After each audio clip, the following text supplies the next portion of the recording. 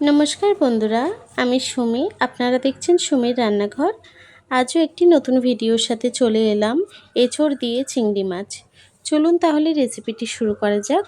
তার আগে আমার ভিডিওটি ভালো লেগে থাকলে চ্যানেলটাকে সাবস্ক্রাইব করে পাশে থাকবেন। চলুন তাহলে ভিডিওটি শুরু করা যাক। রান্নাটি করার জন্য একটা কড়া বসিয়ে নিয়েছি। কড়াইটি গরম হয়ে গেছে, একটু তেল দিয়ে দেব। তেলটি গরম হয়ে গেছে, চিংড়ি মাছটাকে ভেজে নেব।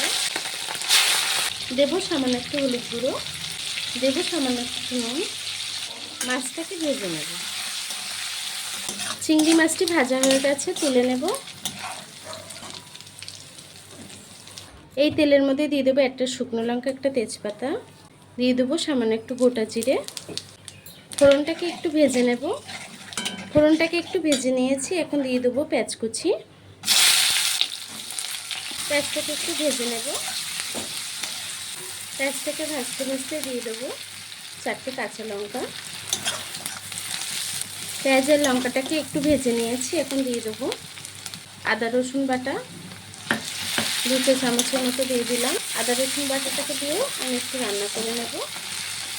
আদা রসুনটাকে দিয়ে আমি একটু রান্না করে নিয়েছি, এখন দিয়ে দেবো জিরে বাটা, দিয়ে দেবো কিছু টমেটো, দিয়ে দেবো স্বাদ মতো নুন, দেবো হলুদ গুঁড়ো, দেবো সামান্য একটু জল। সব কিছুকে সুন্দর করে কষিয়ে রান্না করে নেব মশলাটাকে। দেবো 1 চামচের মতো ঝাল লঙ্কার গুঁড়ো। মশলাটাকে সুন্দর করে কষিয়ে নিয়েছি, এখন আলু আর এঁচোড়টাকে দিয়ে দেব। এঁচোড় আর আলুটাকে দিয়েও কিছুক্ষণ কষিয়ে রান্না করে নেব। এঁচোড় আর আলুটা কষিয়ে রান্না করে নিয়েছি, এখন আমি জল দিয়ে দেব। জলটাকে দিয়ে নেড়ে চেড়ে আমি তরকারিটাকে রান্না করে নেব।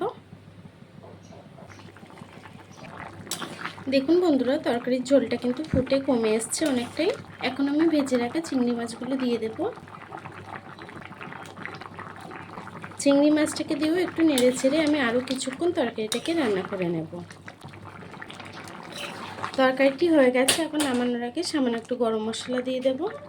গরম মশলা বাটা দিয়ে একটু নেড়ে চেড়ে আমি গ্যাসটাকে বন্ধ করে দেব।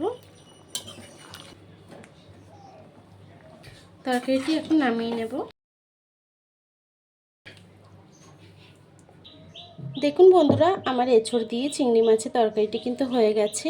আমার এই রেসিপিটি কেমন হয়েছে কমেন্ট বক্সে জানাতে ভুলবেন না। ভিডিওটি ভালো লেগে থাকলে চ্যানেলটিকে সাবস্ক্রাইব করে পাশে থাকবেন। আর এতক্ষণ ধরে আমার এই ভিডিওটি দেখার জন্য আপনাদেরকে অসংখ্য ধন্যবাদ।